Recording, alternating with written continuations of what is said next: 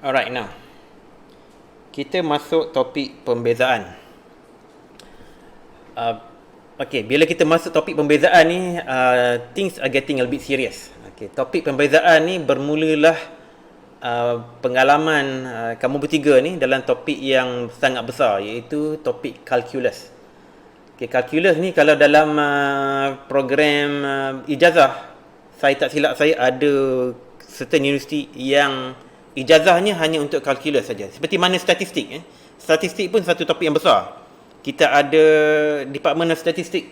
Dia belajar statistik sebagai degree. Begitu juga dengan calculus. Calculus ni satu topik yang besar. Dan bila kita menjerumus kepada calculus ni, dia dah mold, dia akan membentuk kita, menjadikan satu acuan untuk menjadi seorang yang lebih serius dalam matematik. Selalunya calculus ni digunakan oleh engineer lah. Okay, kalau nak jadi engineer, belajarlah calculus dengan elok. Tapi bukanlah semua cabang engineer akan guna calculus. Tak semua. Mechanical engineering mungkin besar kemungkinan akan guna calculus. Saya sendiri seorang electronic engineer. Electronic engineer tak banyak sangat guna calculus. Tapi mechanical engineer saya rasa banyak guna. Dengan ada lagi cabang-cabang engineering yang lain. Okey, saya nak share skrin saya.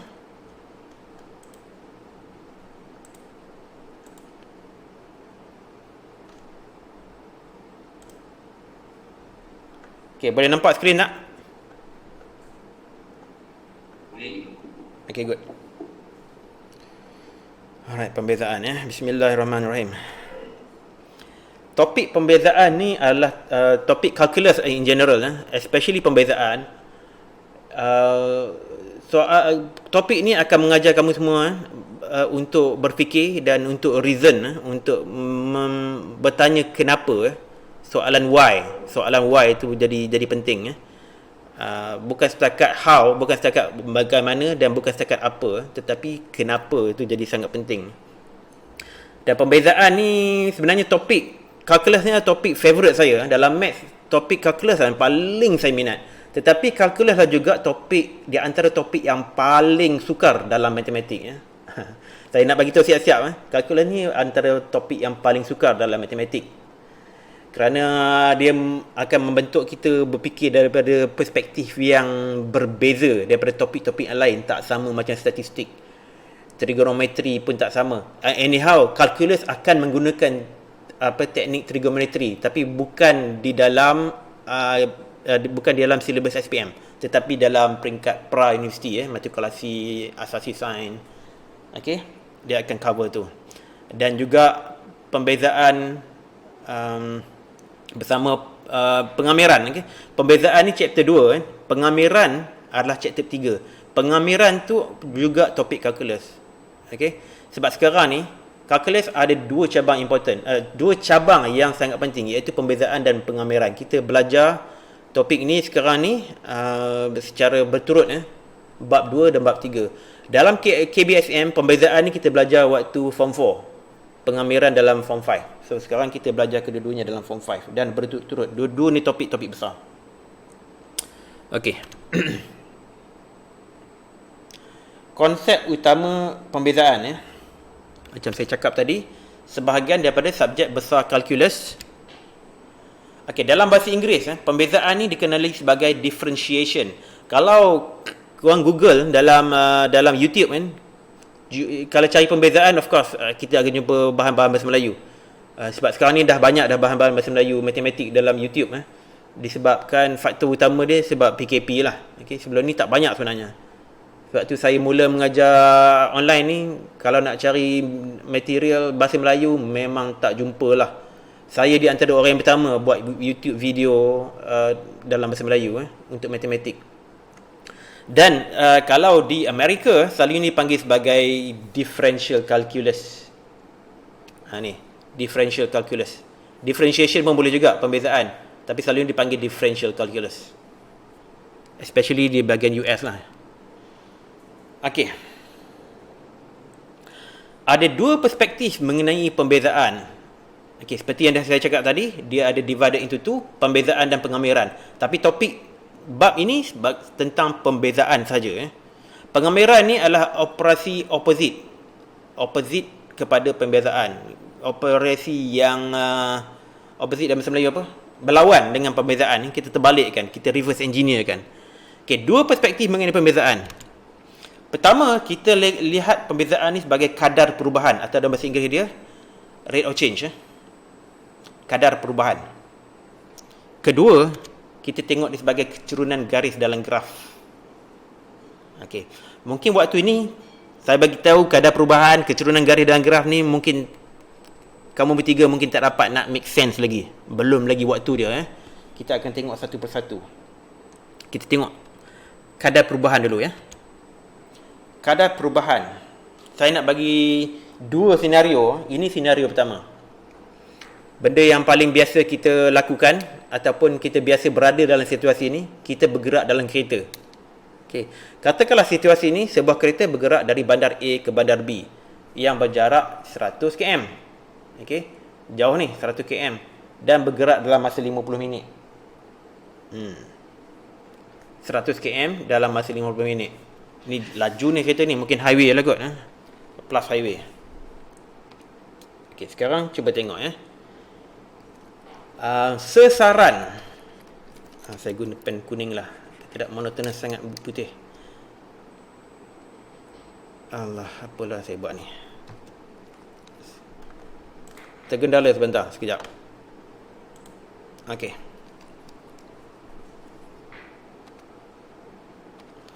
Okey, sesaran, S-E-S-A-R-A-N, atau dalam bahasa Inggerisnya displacement. Displacement. Siapa tahu apa maksud sesaran ni? Siapa pernah dengar? Pernah dengar? Apa dia? Pernah dengar. Pernah. Tahu maksud dia sesaran? Jarak. Betul. Ya, betul. Jarak. Betul. Jarak sesaran ialah 0 ke 100 km. Okey. Bandar A kira lokasi kosong lah. Saya bubuh line lah katakan. Okey, ini A, ini B. Okey, dia start daripada 0 km dan dia bergerak. Dia bergerak sampai ke B iaitu 100 km. Jadi saya boleh katakan delta S. Okey, ada bentuk macam apa ni? Macam tauge ke ni? Dia macam huruf S tapi dia tutup kat sini. Dia macam huruf D. Macam ni. Ini dipanggil delta. Delta ni huruf Roman kot rasa. Roman ke Greek? Saya tak pasti dah. Delta S. Oh, kadang-kadang kita tulis sebagai segitiga macam ni. Ini pun biasa juga dibuat delta S. Okey, delta S ni ialah perubahan sesaran iaitu 100 km. Delta S ataupun begini, ini adalah kita panggil sebagai perubahan kepada S. Okey, dia berubah daripada berubah daripada 0 km kepada 100 km. Bermakna perubahan dia adalah 100 km. Okey, itu sesaran. Yang kedua, pen. Okey, yang kedua, masa. Berubah daripada 0 minit kepada 50 minit. Okey, seperti yang saya dah tulis kat sini 50 minit Bermakna pada mula perjalanan ni kita baru ambil masa. Bermula dari 0, daripada bandar A sampai je bandar B sudah 50 minit berjalan. Okey. Bermakna dt, delta t bukan dt, dt, t sebagai time, s ni displacement. Ini semuanya simbol dalam bahasa Inggeris sebenarnya, walaupun s ni bunyi macam sesaran bahasa Melayu, tapi sebenarnya stand for displacement. Delta t adalah 50 minit. Ataupun 5/6 jam lah. 50/60. Jadi kalau nak tukar pada jam, jadi 5/6 jam. Jadi sekarang ni kadar perubahan, kita bercakap tentang kadar perubahan. Kadar perubahan sesaran, kadar perubahan sesaran ialah delta S per delta T. Dia bergerak dalam kelajuan atau kita panggil speed atau velocity per 50, iaitu 2 kilometer per minit. Per minit.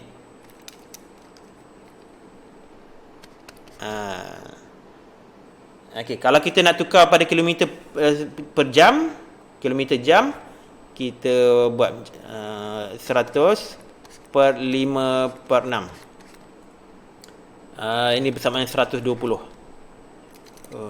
pun tak nampak macam 120. Sekejap. 120 km per jam. Memang laju sangat ni. Kalau highway top speed yang dibenarkan undang-undang ialah 110, tapi sekarang ni kereta ni bawa 120. Mungkin dia bawa Mercedes Benz kot laju, atau BMW. Alright.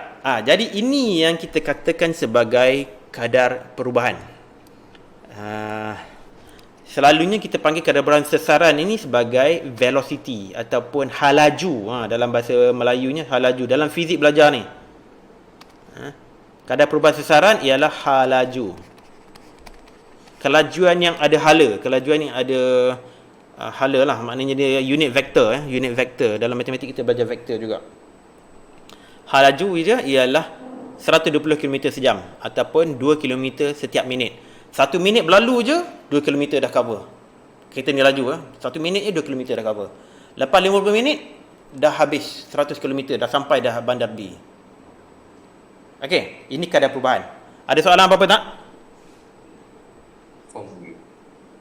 Okey, good. Tak ada soalan Okey. Ini adalah satu senario yang simple lah. Maknanya dia bergerak pada kelajuan yang constant. Kelajuan yang malar. Daripada A lagi dah dia bawa dengan speed 2 km per minit dah. Maknanya dari awal lagi dah laju sampai B pun dia break mengejut 2 km per minit terus break jadi zero. Okay, never mind. Ini bukannya contoh real world Bukan real world contoh, tetapi ini hanya satu konsep saja. Saya nak menceritakan satu senario.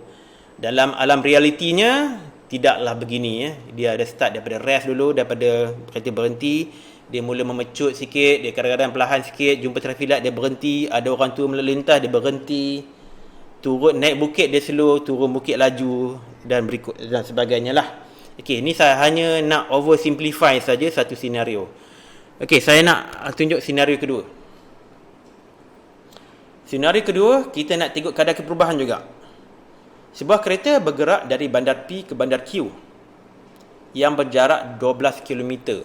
Okey, P ke Q berjarak 12 km dalam masa 15 minit. Okey. Laser pointer.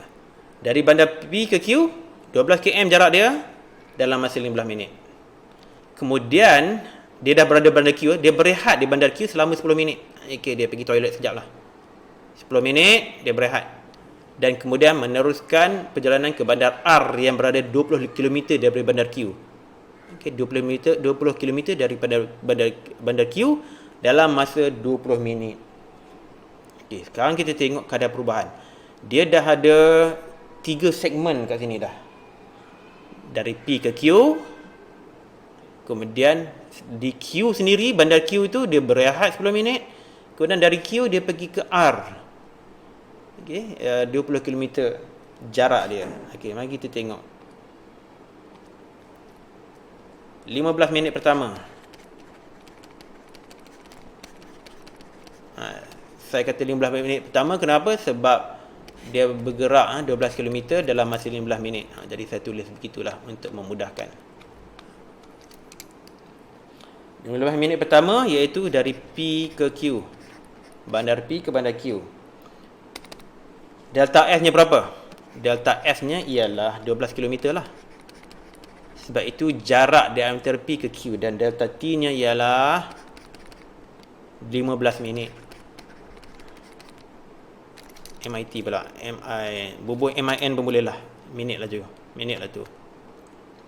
Okey, jadi delta S per delta T, ini dia kadar perubahan yang kita nak, ialah 12/15. Ataupun kalau kita kecilkan dia jadi apa? 4 bagi 3. 4/5 lah. 4/5. 4/5.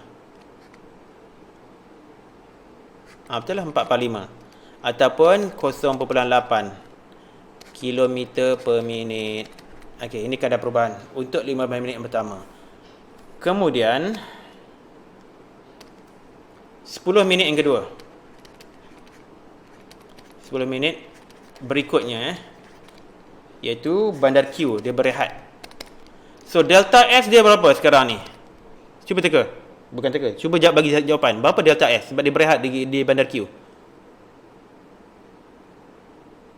Berapa km? Okey, tak ada jawapan. Jawapan dia kosong. Sebab dia berehat ya. Dia tak bergerak mana-mana pun. Jadi delta S dia kosong. Tidak ada perubahan dari segi sesaran. Delta T sebab dia berehat, dia ambil masa 10 minit. Bermakna delta S per delta T ialah 0/10 ataupun 0 km per minit. Okey, jadi kita ada kadar perubahan yang sifar sebab dia tak bergerak mana pun. Dia duduk je situ. Dan berikutnya 20 minit berikutnya.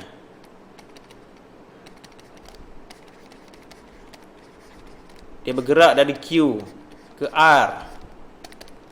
Delta S dia dah beri tadi 25 km. 25 km.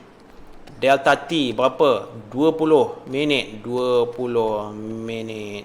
Bermakna delta S per delta T ialah 25/20. Okey, kalau dimudahkan jadi 5/4 kot. Kan? Ataupun 1.25 km per minit. Okey, kalau kita tengok nombor saja, bermakna hal laju dia, kadar perubahan sesaran dari Q ke R adalah lebih tinggi daripada dia pergerakan P ke Q. Jadi hal laju dia untuk 20 minit ketiga tu lebih laju. Hal laju dia lebih tinggi daripada 15 minit pertama. Jadi itu yang saya nak cerita tentang kadar perubahan. Saya rasa kamu semua ni dah biasa dengan kadar perubahan sebab dah belajar fizik kan. Dah belajar tentang hal laju, dah belajar tentang pecutan. Okey, dah belajar momentum lah, macam-macam dah belajar kan.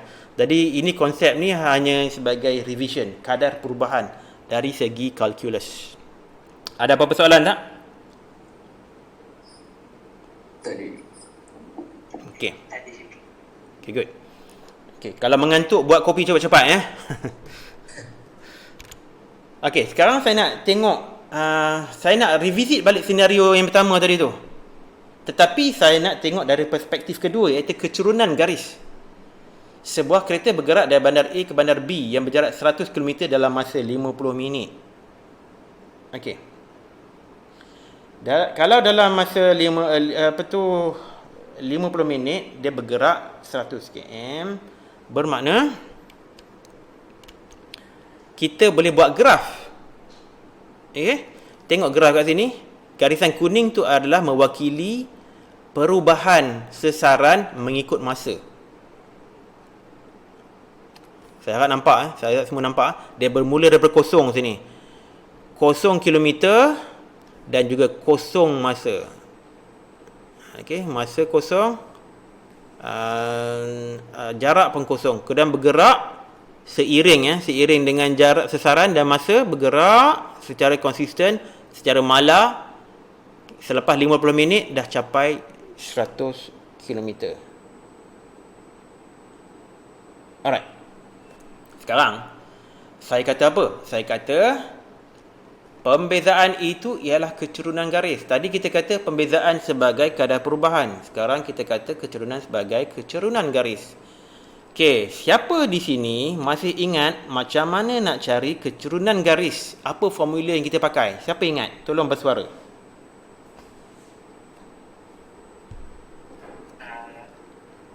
Y2 tolak Y1. Aha. X2 tolak S1. Alright, good. Itu dia formula dia. M bersamaan dengan Y2 tolak Y1 per X2 tolak X1. Ini dia formula dia. Okey, selalunya kita guna simbol M kan untuk persamaan garis linear, iaitu Y bersama dengan MX tambah C. M sebagai keturunan graf, C sebagai Pak CY apa panggil tu? Intercept Intercept dalam bahasa Melayu apa? Pintasan Y. Okay, good. Saya dah lupa. Saya sebenarnya banyak belajar dalam bahasa Inggeris. Satu saya bila nak translate dia jadi masalah. Okay, itu nilai M. Tetapi dalam kalkulus kita panggil sebagai delta Y per delta X. Perubahan pada Y, perubahan pada X. Okay, maknanya apa? Saya delete ni sekejap ya. Maknanya delta Y ialah perubahan pada Y, iaitu Y2 tolak Y1.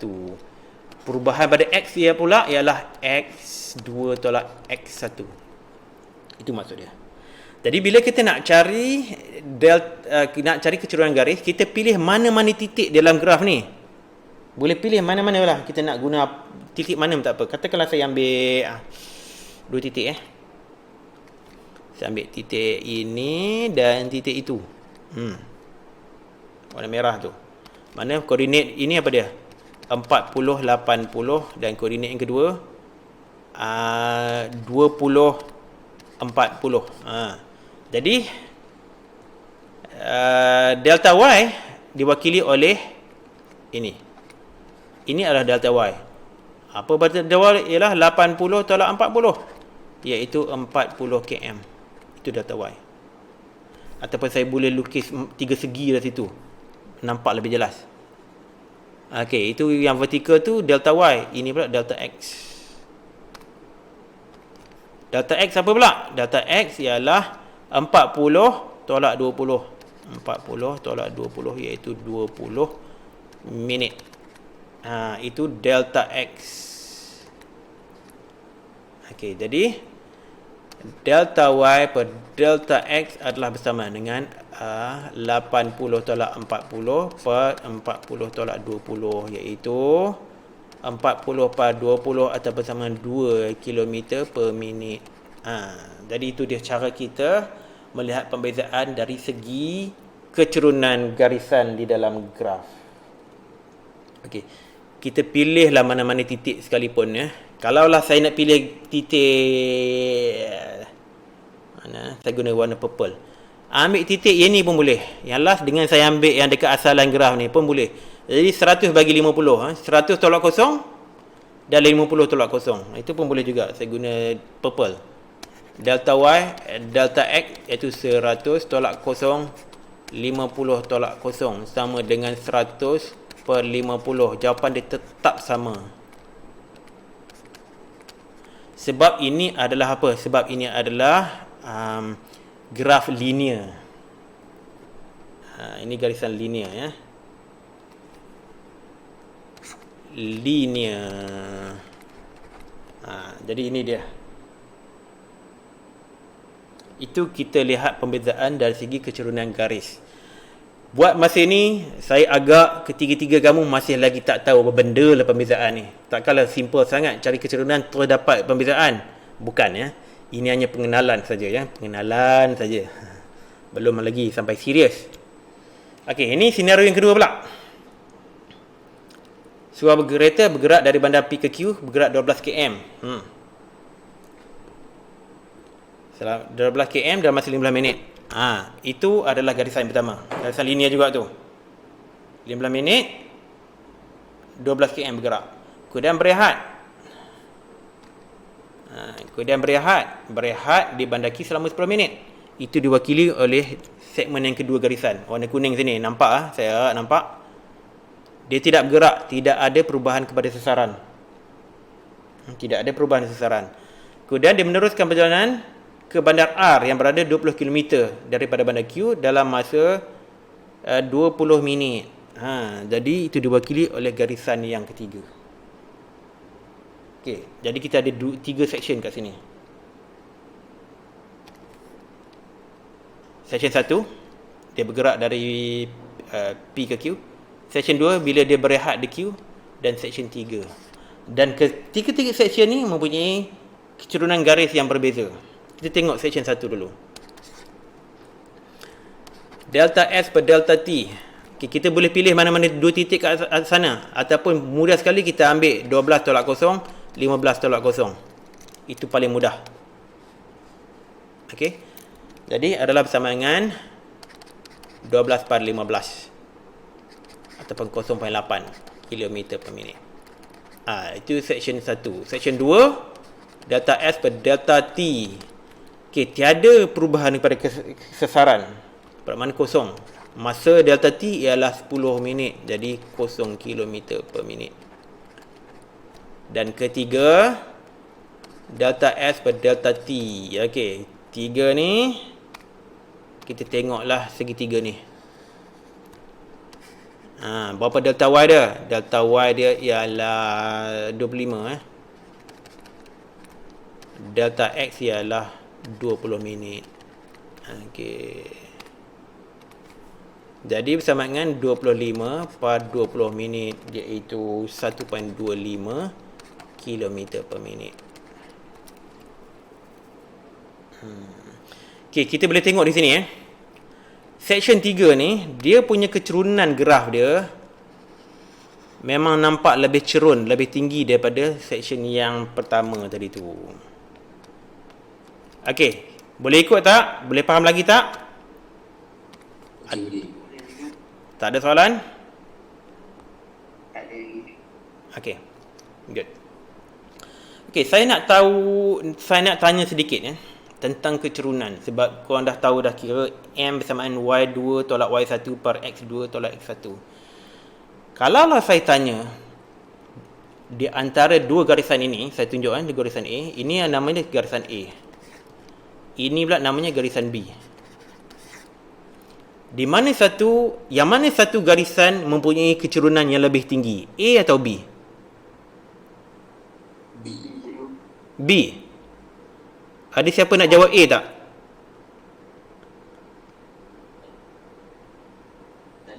Tak ada kan? Good. Memang B. Nampak pun tahu. Okay. B mempunyai kecerunan yang lebih tinggi. Nilai M-nya lebih tinggi. M, B kita kena tak nampak nanti. M untuk B adalah melebihi M untuk A. Okay, good. Satu lagi saya nak tanya. Ada dua kecerunan. Satu kecerunan macam ni, saya namanya A. Satu lagi kecerunan begini, kecerunan B. Mana satu positif, mana satu kecerunan negatif? A positif, B negatif. Okay, good. M untuk A adalah positif, ataupun saya letak lebih daripada kosong, positif lah. Dan M kepada B adalah negatif, kurang daripada kosong. Good. Seterusnya, ini test saja ulangan, ulang kaji. Kalaulah saya ada satu garisan horizontal dalam Melayu apa? Apa? Mengufuk. Menegak ke mengufuk? Menegak vertikal macam ni kan? Horizontal. So ini mengufuk. Okey, berapa kecerunan untuk garisan mengufuk? Kosong, exactly. Bagaimana pula satu kecerunan garisan menegak?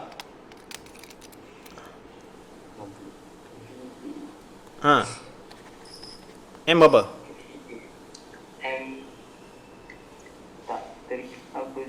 Tak tertakrif. Ataupun kita selalu sebut sebagai apa nama tu, infinity lah. Tak nak tulis infinity pun jadi lain lah. Jadi cacing. Begitulah kot. Sebenarnya bukan infinity tu, sebenarnya tidak tertakrif. Okey. Okey, good. Itu ulang kaji. Sebab kita perlukan itu. Kita perlukan common sense tu, kita perlukan. Mana kecerunan lebih tinggi, mana kecerunan yang lebih rendah, mana kecerunan yang negatif, mana kecerunan yang positif, mana kecerunan kosong, mana kecerunan yang tak tertakrif. Kita semua itu kena tahu. Semua ni dalam kepala sepatutnya lah. Alright, good. Alright.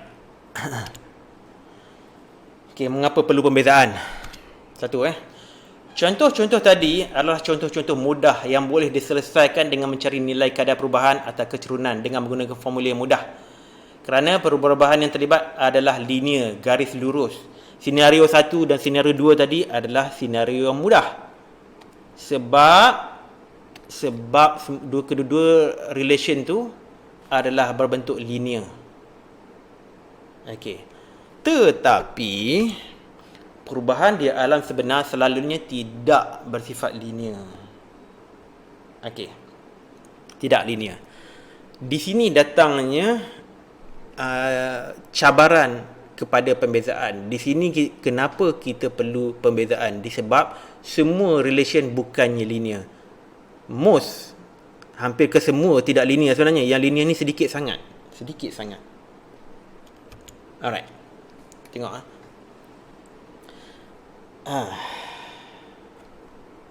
Yang pertama. Ini yang kita akan belajar nanti. Ini adalah satu garis lengkuk binomial ataupun polinomial kuasa 2. Tengok di sini bentuk dia y adalah ax kuasa 2 tambah bx tambah c. Ini sebenarnya yang kita belajar. Kita akan cari keturunan untuk garis lengkung, bukan garis linear. Garis lengkung. Alright. Okey, ini binomial Binomial. Okey. Katakanlah saya nak cari keturunan untuk garis lengkung. Is it possible? Boleh tak saya cari keturunan untuk garis lengkung? Kenapa saya tak boleh cari nilai keturunan untuk garis lengkung? Sebenarnya tak boleh tu. Kenapa tak boleh? Siapa boleh bagi tahu saya kenapa saya tak boleh cari nilai keturunan untuk garis lengkung? Ada siapa yang nak tolong saya?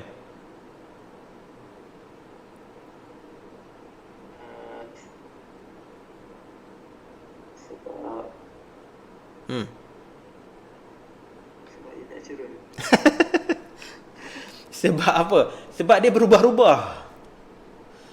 Di sini keturunan dia lain, sini lain, sini lain, sini lain, di sini lain. Nilai keturunan untuk garis lengkung berubah-ubah mengikut lokasi. Katakanlah saya namakan ini A, B, C, D, E. Cuba nyatakan pada saya kalau ikut logik akal, sebab kamu bertiga semua dah faham tentang keturunan, dah tahu positif, dah tahu negatif, dah tahu keturunan kosong. Cuba tengok di situ, titik A, tempat A yang baru saya mark situ tadi tu, A. Rasa-rasanya keturunan kat situ negatif atau positif? Negatif. Okey, dekat A negatif. Dekat B? Negatif. Dekat E? E positif. Dekat D? Positif. Positif. Dekat C? Kosong. Kosong. Nampak tak? Sebab keturunan pada garisan lengkuk yang begini, nilainya tak sama, tidak sekata. Sebab ini bukan linear, bukan graf linear. Jadi dia berubah-ubah. Jadi kita tak boleh nak menggunakan formula yang kita guna tadi tu. Y2 tolak Y1 bagi X2 tolak X1. Tapi kita akan guna juga nanti. Okey. Tapi hanya untuk create konsep untuk pembezaan. Okey, cuba bandingkan pula keturunan pada E dengan keturunan pada D. Rasa-rasa yang mana satu keturunan dia lebih tinggi, E atau D?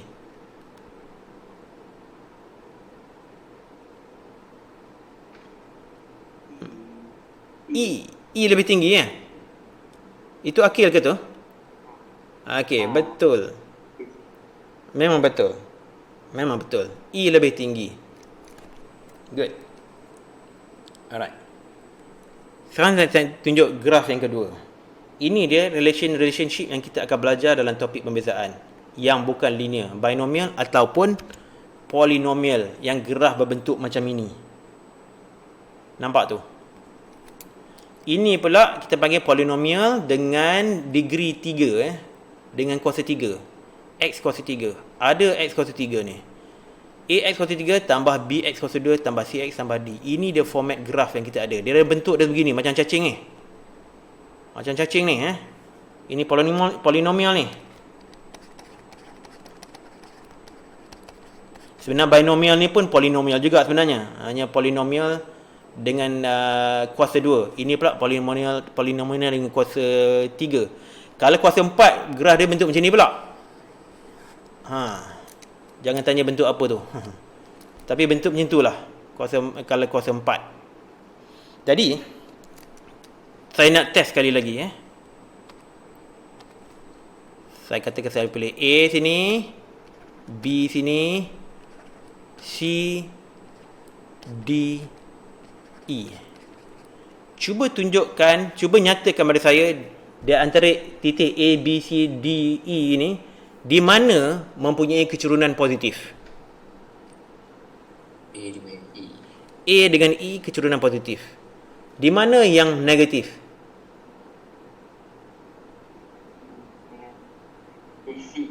C negatif. Ya, C satu saja yang negatif itu. Di mana pula kecurunan sifar? B dengan D.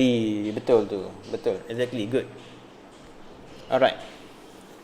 Jadi ini yang kita akan guna pembezaan untuk mencari kecurunan pada titik-titik tertentu pada garisan lengkung. Okey. Dan type yang ketiga saya nak tunjuk ni, kita tak cover rasanya di dalam SPM ni. Mungkin dalam peringkat pra-university atau university. Relation yang sebegini. Bentuk dia lain dah. Ini bukan polinomial lah ni. AX kuasa 2 tambah BY kuasa 2 sama dengan C. Lebih kurang macam itulah. Tapi mungkin ada lagi campur CX campur DY lagi. Okey. Jadi ini kita tak cover dalam SPM. Hanya cover kemudian hari. Okey. Saya nak delete sekejap. Kita tak habis lagi ni slide ni. Okey, dalam pengambilan kita akan mencari kecurunan seketika. Saya nak tulis sekejap. Kecurunan seketika.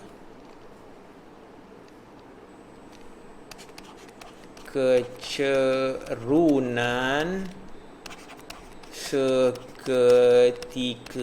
Ataupun dalam bahasa Inggerisnya sebagai instantaneous gradient. Instantaneous gradient. Kecurunan seketika ni maksudnya kita pilih satu titik, contohnya yang binomial ni, katakanlah saya pilih titik di sini. Tu situ. Bukan dekat bawah ni tapi tepi-tepi tu saja. Jadi kita nak cari kecurunan kecurunan seketika untuk titik itu saja. Macam mana cara nak buat? Okey, sekejap. Alright, mana saya punya pembaris ruler. Saya dah lupa dekat mana cara pembaris saya.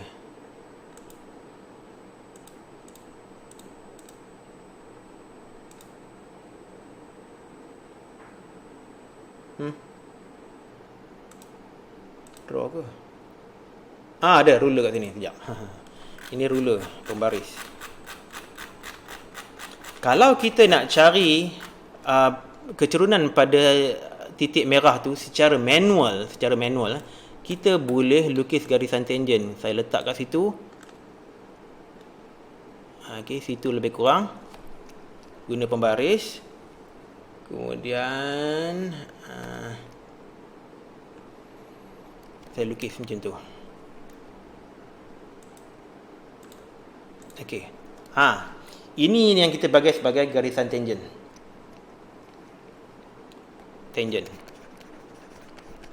Bukan tangent dalam trigonometri tu tapi ini katakan garisan tangent ni ialah satu garisan yang menyentuh pada satu titik saja pada garis lengkung itu. Satu titik tu saja dia berhenti. Dia tak cross. Dia tidak merentas dua point. Okey, hilanglah pula. Okey. Dia tidak merentas pada 2 point garis lengkung tu, tapi pada satu point saja. Ini kalau kita nak cari kecurunan secara manual. Jadi kita ambil ruler, kita lukis garisan tu, kemudian kita guna segitiga macam tu, kita carilah di delta y dengan delta x. Jadi Kecurunan seketika diberi oleh delta Y per delta X. Itu kalau kita nak buat manual. Okey. Tapi kita dalam pembezaan ni kita tak buat secara manual. Tapi konsep dia tak jauh beza daripada buat secara manual. Cara ini tak jauh berbezanya. Cara ini kita akan gunakan untuk create, untuk mengolah satu formula untuk pembezaan. Alright. Mungkin dah mengantuk dah ni. Kena pekat lagi kopi tu. Alright, seterusnya. Konsep kecurunan seketika. Katakanlah saya nak cari nilai kecurunan. Sekarang ni pukul berapa dah? Oh, tinggal dalam 5 minit saja lebih kurang. Saya cuba nak cover sebanyak yang mungkin sebelum kita masuk topik hard. Okey, saya cerita pasal konsep, ada 2 slide lagi. Lepas tu kita masuk topik hard di sesi yang akan datang. Okey, katakanlah saya nak cari kecurunan pada titik ini. Apa kita buat? Kita cari titik yang kedua pada curve tu. Okey. Titik yang pertama ni ialah x1 y1. Titik kedua ialah x2 y2.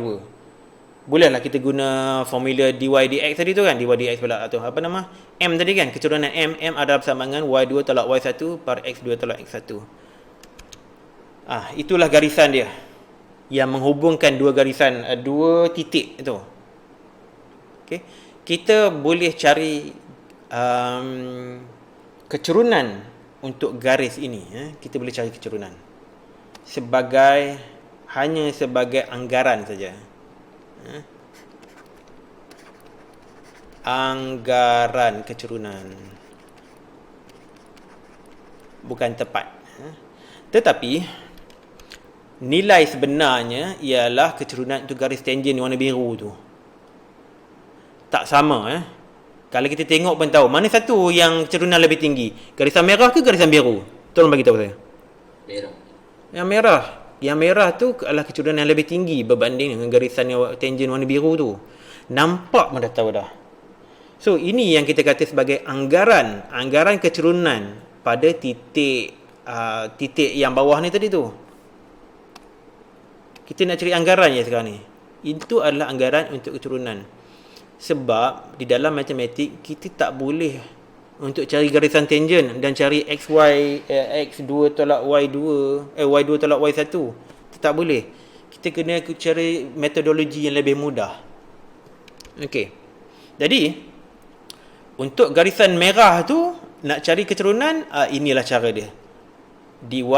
Delta y bersama dengan y2 tolak y1, delta x adalah x2 tolak x1.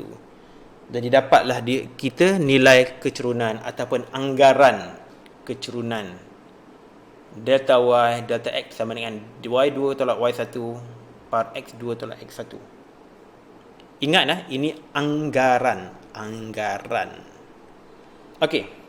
Sebelum saya pergi slide seterusnya, rasa-rasa dah tengok presentation saya ni, ada cara tak kalau kita nak memperbaiki anggaran tu, nak bagi anggaran tu lebih tepat lagi, nak bagi garisan merah tu lebih dekat dengan garisan biru? Rasanya apa perlu saya buat? Siapa boleh tolong suggest, tolong cadangkan apa yang boleh saya buat kalau nak bagi garisan merah ni lebih rapat pada garisan biru? Apa perlu saya buat? Cadangan?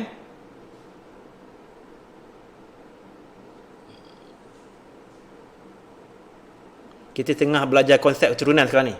Kecurunan seketika sekarang ni. Okey, tak apa. Sekarang pun dah nak ambil masa waktu dah. 3 minit lagi tinggal. Okey, kalau kita nak improve kita punya anggaran, kita nak dapat anggaran lebih tepat, kita buat ini. Sekejap. Okey. Kita pilih titik kedua yang lebih rapat dengan titik yang kita cadangkan tadi tu. Ini titik yang kita pilih pada slide yang tadi. Sekarang kita improvekan dengan kita pilih satu titik yang lebih dekat. Okey, kita pilih lebih dekat dan itu garisan merah yang baru. Nampak tak? Nampak tak kat sana? Apa ni? Okey. Rasanya kalau saya buat estimation, saya buat anggaran, yang ini kan lebih rapat dengan garisan biru kan, maknanya anggaran saya akan jadi lebih tepat, betul tak? Betul lah tu. Okey. Jadi ini dia sekarang ni nilai delta Y, delta X. Walaupun nilai ni jadi kecil sedikit, tapi kecerunan garisan merah yang baru tu lebih rapat dengan kecerunan garisan tangent. Tetapi nilai kecerunan dia masih lebih tinggi daripada kecerunan garisan tangent yang kita nak cari tu. Okey. So ini delta Y per delta X adalah bersamaan dengan Y2 tolak Y1 per X2 tolak X1. Kemudian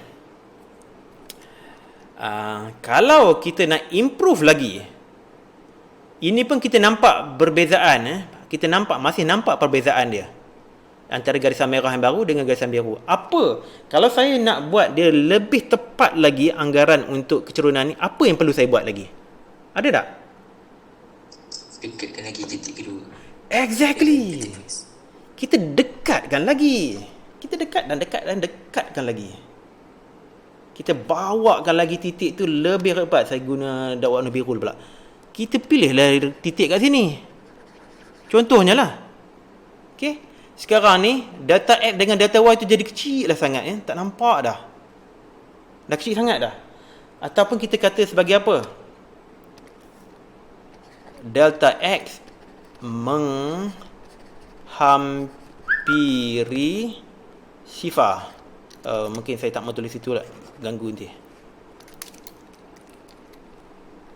Delta X menghampiri kosong ataupun delta X, ini simbol dia. Kita akan tengok simbol ni banyak kali. Delta X menghampiri kosong. Kalau delta X menghampiri kosong, lebih kecil nilai delta X dan delta Y sekali lah. Delta X dan delta Y makin mengecil, makin hampir kecerunan garisan tu dengan garisan tangent pada titik yang kita pilih. Okey. Boleh faham tak? Alright, nanti kita akan belajar lebih detail lagi. Jangan risau, Waktu hari pertama ni masih lagi di awang-awangan. Mungkin masih tak faham lagi. Tapi saya hanya tunjukkan konsep dia. Nanti kita akan go into the mathematics of it. Jadi, cara yang kita akan tulis ialah sebagai dy dx. Okey, ini sekarang ni. Tadi kita tulis delta Y delta X, tetapi pembezaan ialah tentang dy dx, iaitu apabila delta X betul-betul menghampiri kosong. Okey. Ini dia konsep kita menamakan sebagai had. Kalau dalam bahasa Inggeris, kita tak gunalah had. Had tu dalam bahasa Melayu. Kita selalunya tulis dalam bahasa Inggeris dy dx bersama dengan limit lim delta x approaching 0 delta y delta x. Bermakna kita kena bagi delta x tu, titik yang biru ni yang tadi megat sejas tadi tu, bagi betul-betul rapat dengan titik merah ni. Kalau boleh kan, rapat lagi daripada ni, sampailah delta x tu almost 0, hampir sangat dengan 0, tetapi tidak kosong. Faham tak? Jadi ini dia konsep had yang kita akan belajar nanti, Itu dia konsep had. Kita akan belajar tentang matematik yang mengatakan sesuatu yang terlalu kecil ataupun terlalu besar, infinity, terlalu kecil, terlalu hampir, tersangat-sangat hampir, tersangat-sangat kecil, tetapi bukan kosong. Hampir dengan kosong tetapi bukan kosong. Dia bukan negatif tetapi bukan juga kosong, tapi sangat kecil. Kalau kita nak kata nombor dia delta x ni mungkin bersama dengan 0.0000, tak tahu berapa banyak kosong, 000, tak habis-habis kosong dia, sampai satu pusing dunia pun tak habis kosong lagi, kemudian ada satu. Itulah dia, kita nak cari estimation yang paling dekat dengan kecurunan garisan tangent kita ni. Itulah dia konsep tentang kecurunan seketika. Okey, buat masa ni masih lagi di awang-awangan. Mengantuk tak terkira lah sekarang ni. Tapi tak mengapa. Kita akan belajar lebih detail next session. Ada apa-apa soalan tak? Saya dah sekarang ni dah pukul 10 dah habis waktu dah. Kita akan sambung next session. Ada apa-apa soalan tak?